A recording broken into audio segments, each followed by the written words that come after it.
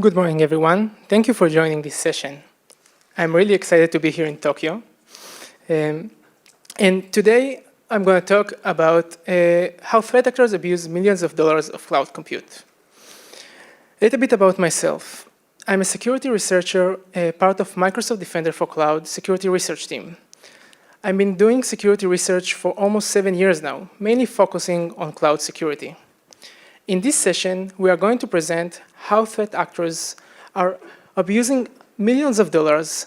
We will discuss the latest trends and techniques that they are using to conceal their actions while scaling into those huge compute fees.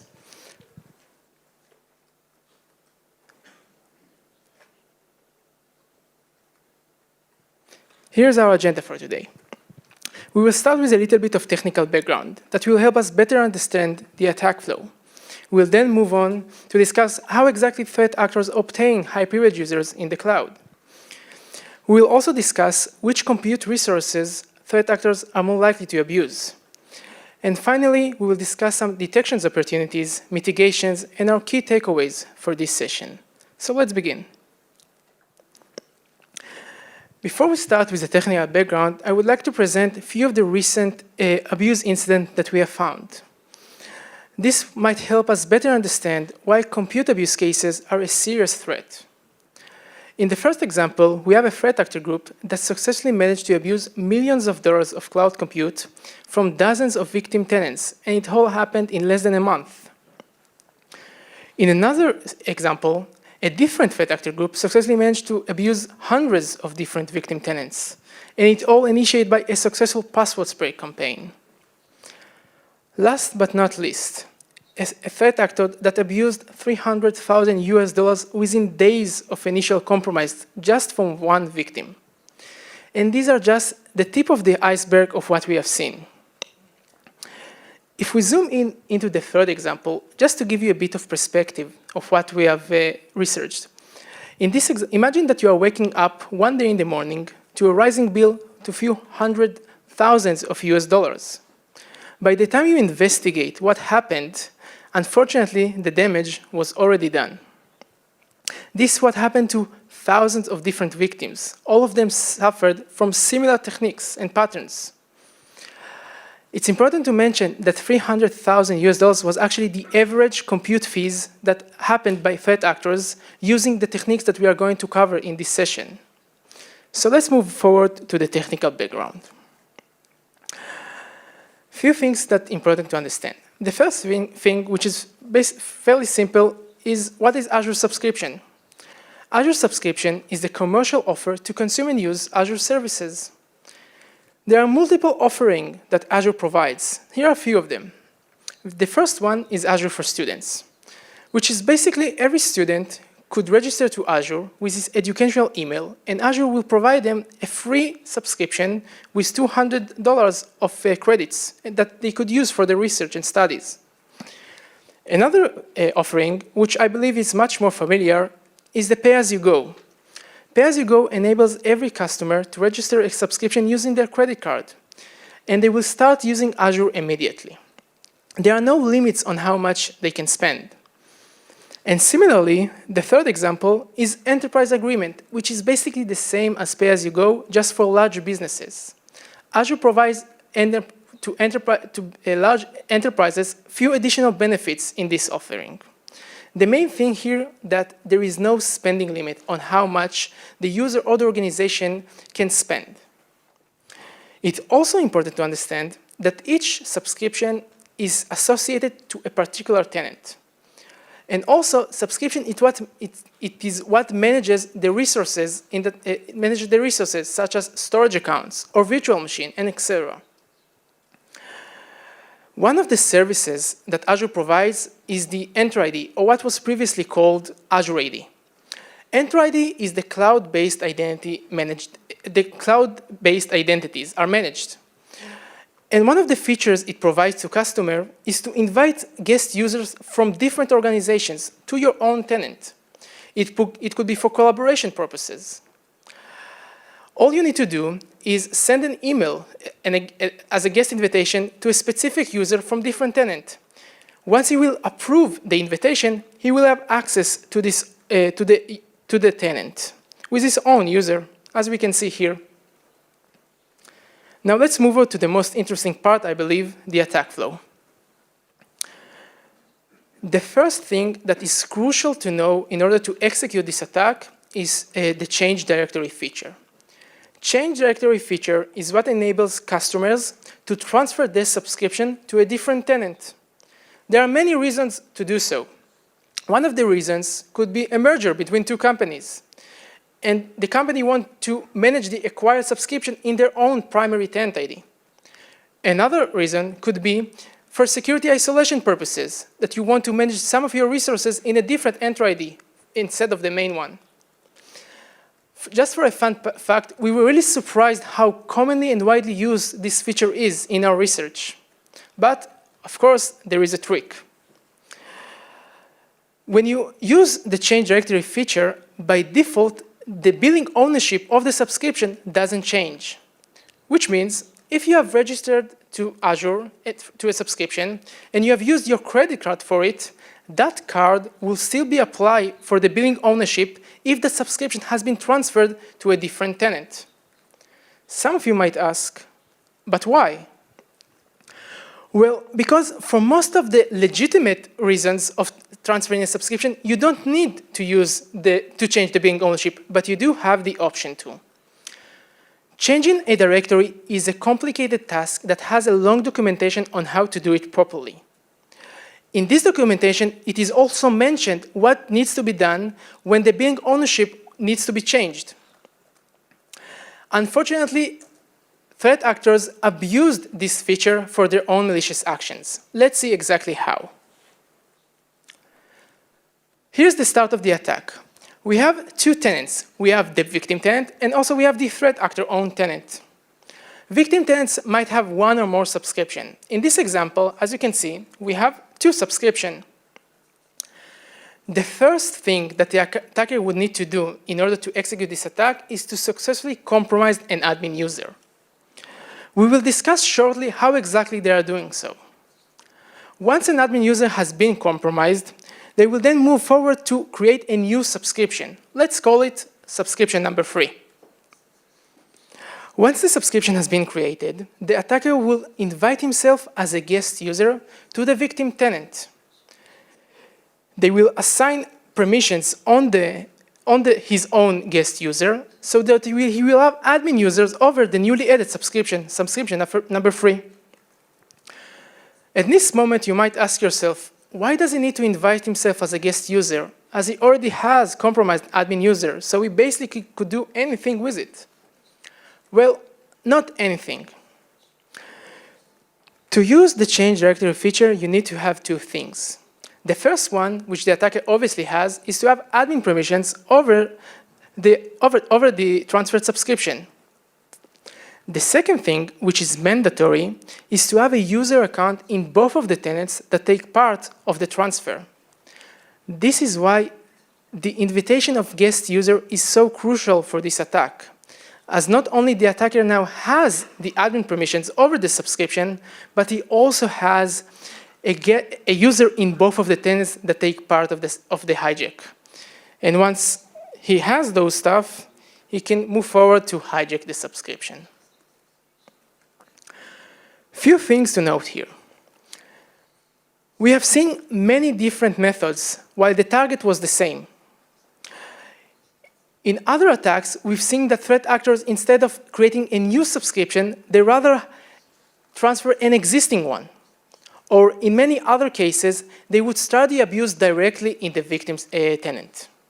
But it's important to mention those methods were less stealthy and would be easier to detect by the victim. Sorry. Here are more examples of what we have seen. In this example, you could see that we have actually two victim tenants. We have, as we went through the steps, the threat actor successfully managed to compromise the admin users, and he already invited himself as a guest user to both of the victim tenants. And he aims to hijack subscription number 2.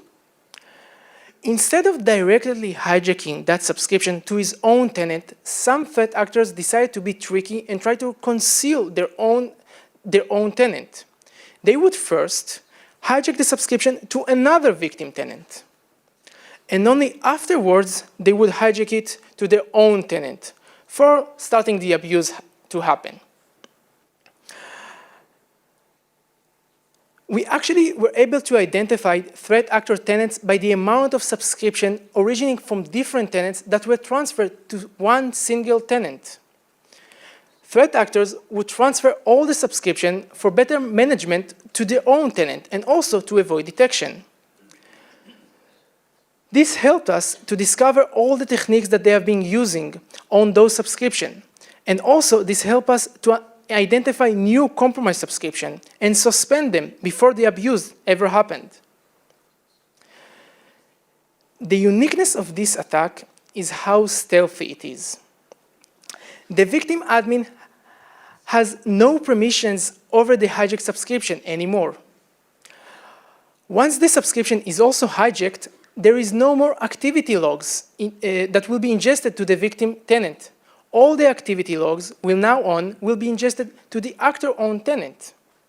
And inherently, because of that, the attackers successfully avoid security product detection. Because no matter of what, if you are covered by the tenant level or in the subscription level, there is no more logs and auditing for that subscription. So security products could not detect it and alert on those activities. The only response for the victims would be to contact Azure support that will help them immediately by retrieving the subscription or by suspending it. We have mentioned that the first thing that threat actors need to do is to compromise an admin user. We have a belief that admin users, especially in the cloud, are very safe and secure, and it will be very unlikely to threat actors to obtain them. But even today, surprisingly, it is a very easy task to do. Let's see exactly how. First thing, based on Microsoft Security Report, only 30% of global admins today have strong authentication methods, such as MFA. This translates to the fact that many threat actors enable to gain high privilege users by running password spray campaign or by buying validating credentials. We have seen many actors that are live on different dark web forums, and they can find their validated credentials for fairly cheap prices. But even with those credentials, sometimes it is not enough, and they will need ways to escalate the privileges to owner, for example. There are two methods, main methods to do so. The first one is using cloud resource identities. In the cloud, many resources by default has a cloud resource identity attached to them. There are different tools that are enabled to customers, both pen tester or for attackers, that they could use to find path for lateral movement, to find ways to escalate the privileges using those cloud resource identities. Another method, which was frequently used based on our research, was to escalate privilege from global admin to user access administrator. As we mentioned before, there is the Entra ID service, and also there is the Azure RBAC. What's the difference between them? Entra ID management all the user activity in the cloud, but it doesn't mean that you have the sufficient permissions to operate in Azure, such as creating resources, deleting resources, and more. You would need to have the sufficient Azure RBAC role to do so. This is the difference between the two. So, for example, if you have global admin, it doesn't mean you have the sufficient permissions to create resources in Azure. But obviously, there is a trick here as well. If you have global admin permissions, you can use Elevate Access Operation, which was used heavily in our research, to gain user access administrator permissions in Azure RBAC. This is the identical permissions as global admin, just for Azure RBAC. This permission lets you manage all the identities in Azure RBAC. Once the attacker have those permissions, he would be able to assign any role on himself or other users, such as owner. Here's a recap of what we have discussed so far. As we mentioned, there is a threat actor that successfully compromises credentials in many different methods. He will log into the cloud, he will escalate his privilege using Elevate Access, and he will go forward to invite himself as a guest user, all to hijack a subscription. Let's move on to the abuse part. We mentioned at the start of this session a few abuse incidents that were very costly. I also mentioned that the average abuse incident using those techniques are $300,000. These are really huge compute fees. Let's see how exactly these threat actors scale into those numbers. Threat actors abuse both IaaS and PaaS services. It could be virtual machines or virtual machine scale sets. Scale sets are basically a group of virtual machines that are provisioned together, up to 1,000 in minutes. Another frequently used service was Azure Machine Learning Services. Azure Machine Learning enable customers to run GPU compute. GPU is the main thing for attackers. This is why they were mainly focused on the virtual machines, on the scale set, and on the Azure ML. But we have also seen attackers abuse Azure Container Services. The goal is obviously to mine cryptocurrency, and GPU would help. The threat actors targeted specifically Azure VM versions that will have a lot of CUDA cores. For example, the NVIDIA A100 has the most CUDA cores in the following table, which was highly targeted by our attacker. More CUDA cores translate to higher mining rates, which translate to more money for the attackers. But it doesn't stop there in how smart they are.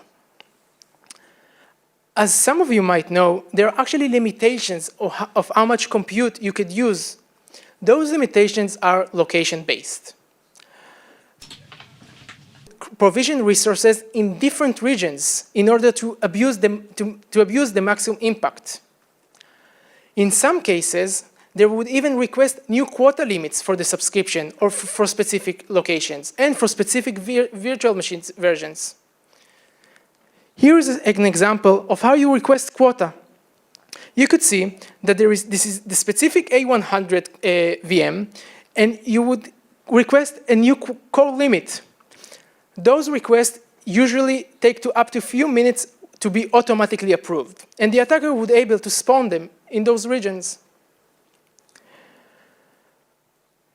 To automate, scale, and maintain the abuse, the attacker also used Azure Batch Services. Azure Batch Services enables customers to run large-scale, parallel, and high-performance computing applications efficiently.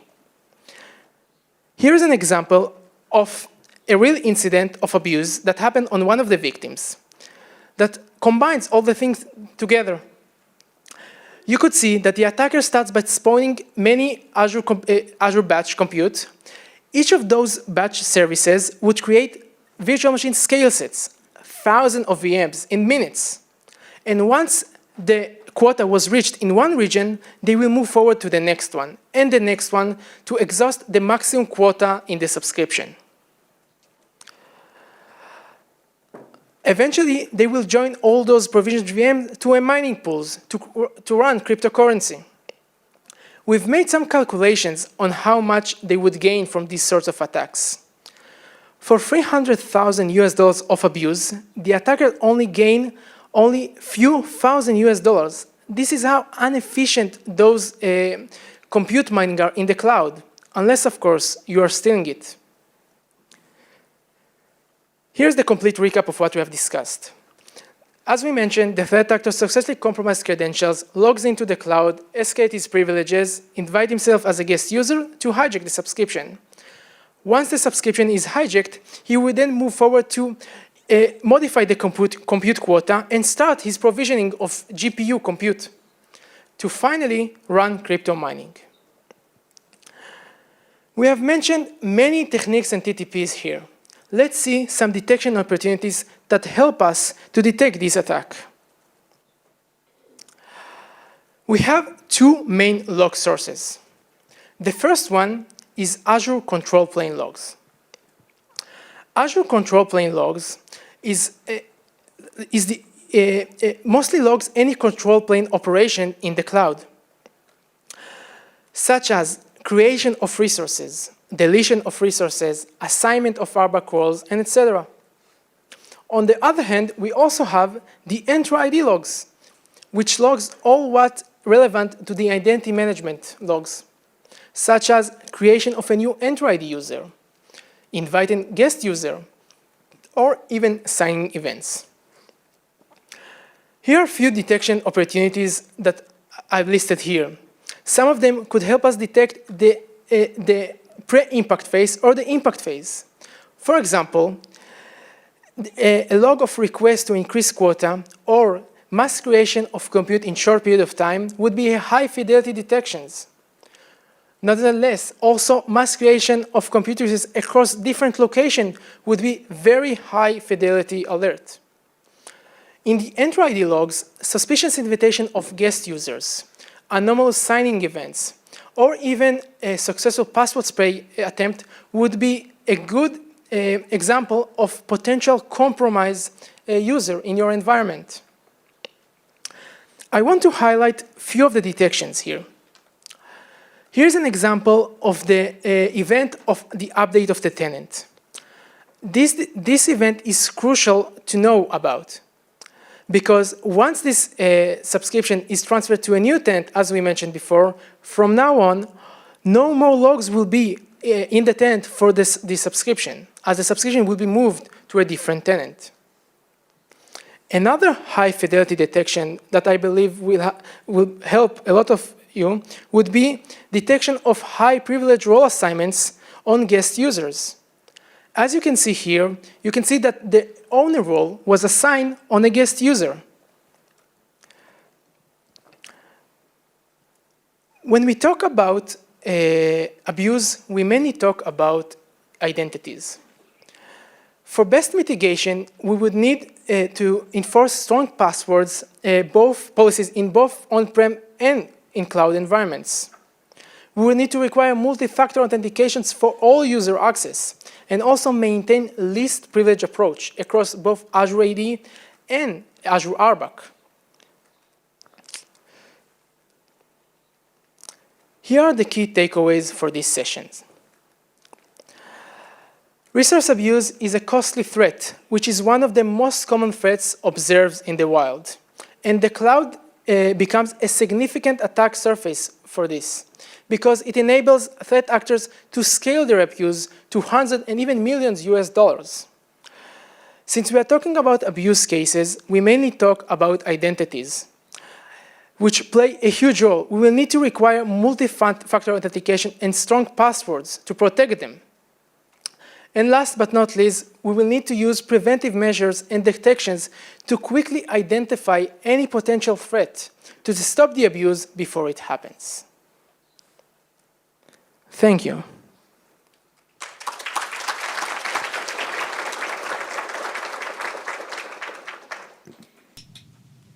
Thank you very much. Now we'd like to take questions from the floor. If you have a question, please raise your hand. We'll bring you a microphone.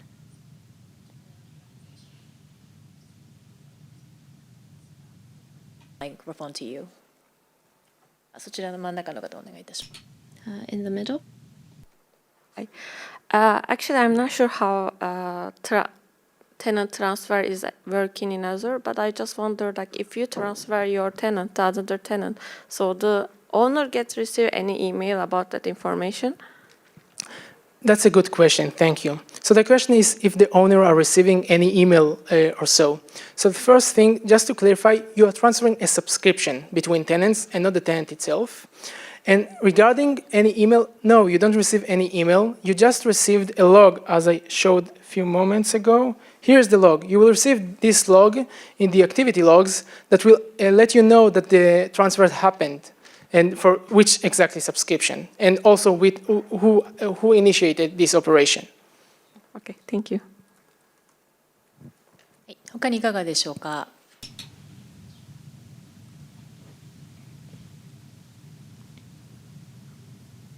in the front seat. Thank you for showing the real case. And in this case, did threat actor clear their tracks? Actually, they can't clear any tracks at all because all those events are automatically ingested.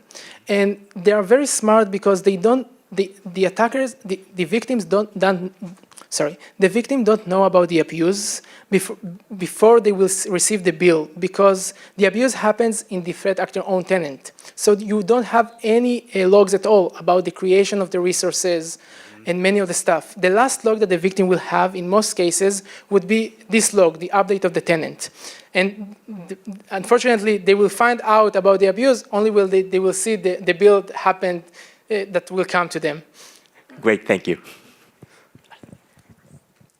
他にいかがでしょうか。そちらの、はい、右。Yes, in the right block. For your presentation. ですね、質問としてはです。So my question is, please wait for the speaker to wear the receiver.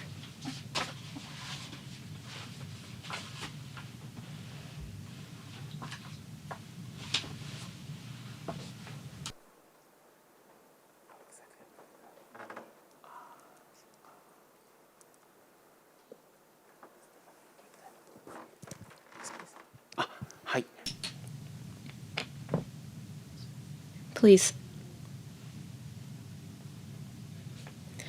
So the amount of this damage on the victim is pretty large.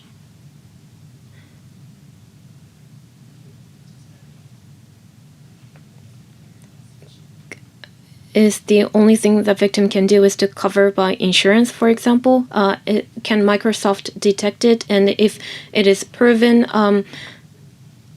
maybe you don't have to pay the money, but is that the case, or does the company need to pay anyways?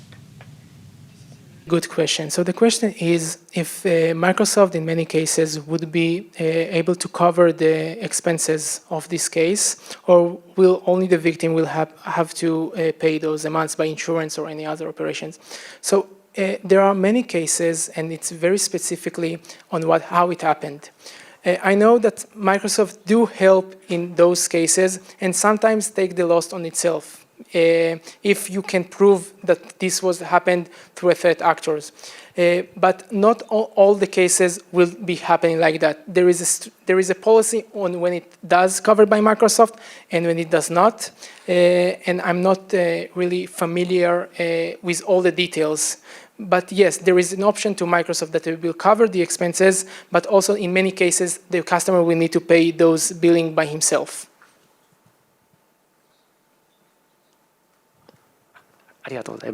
Thank you.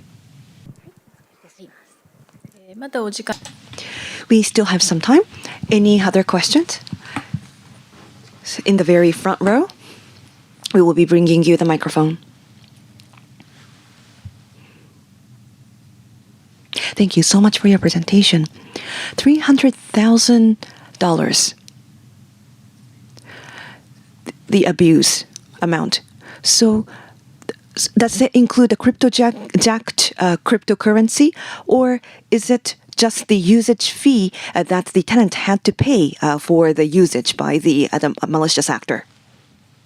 Question. So the question is if the $300,000 of compute fees was the crypto mining or the compute fees of the tenant. So $300,000 would be actually all the compute provisioning that happened in the tenant. The attacker will create a lot of GPU scale sets and many compute resources that will translate to those huge numbers within days. With those compute stuff, the threat actor will move forward to the crypto mining, but the payment is for the compute resources, not for the crypto jacking. As we mentioned before, the threat actors will receive from the crypto mining only a few $1,000s. That's it. This will be his gain from provisioning such amount of compute fees.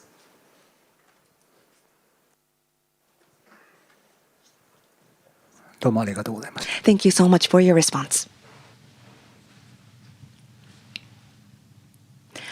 So, the person in the middle block. For sharing, and I want to ask about the initial access part. Is the most of the victim is by the dark web or the brute force? Is there any other situation that hacker get the initial access to the victim? Yes, that's a great question. So we have seen also many cases when there was attack that started by phishing or by attacker in the middle, which is one of the latest trends now.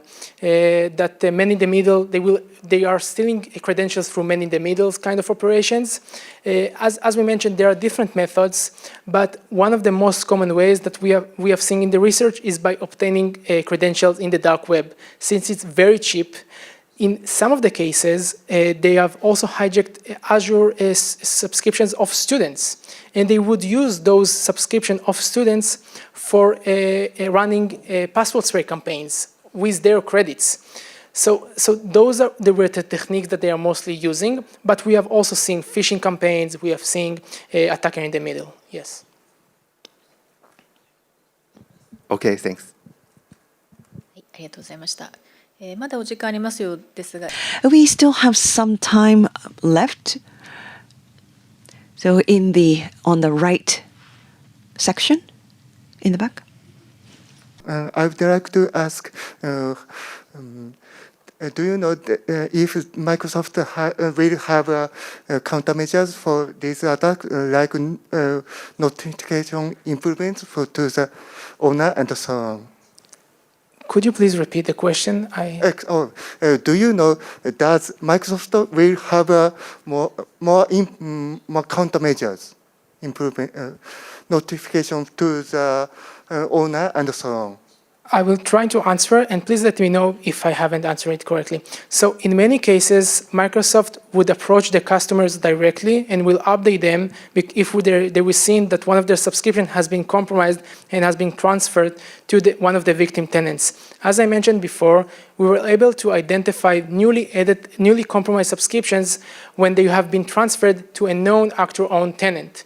This helped us to suspend that subscription before the abuse happened, unless the customer knows about what happened to his subscription, and hopefully he retrieve his subscription to his own tenant.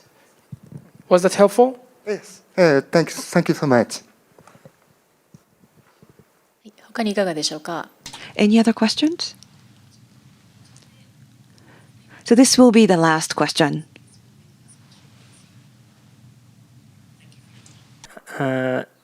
I assume once the victims find out through the big bill, they will cut off the threat actor in 1 or 2 months.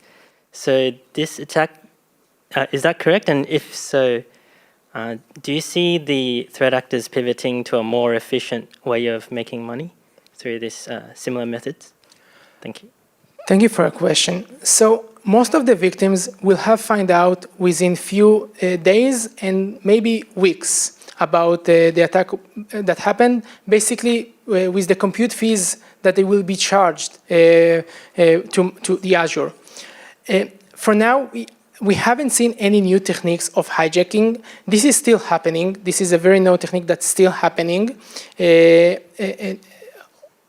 So could you repeat again the question? What was, if there are any other techniques and what else? Yeah, so once the victims find out, I assume they cut off the threat actor pretty quickly. So, as I mentioned before, the only thing the victim will have to do is to contact Azure support, because he will not have any access or any opportunity to do any operations on the hijacked subscription.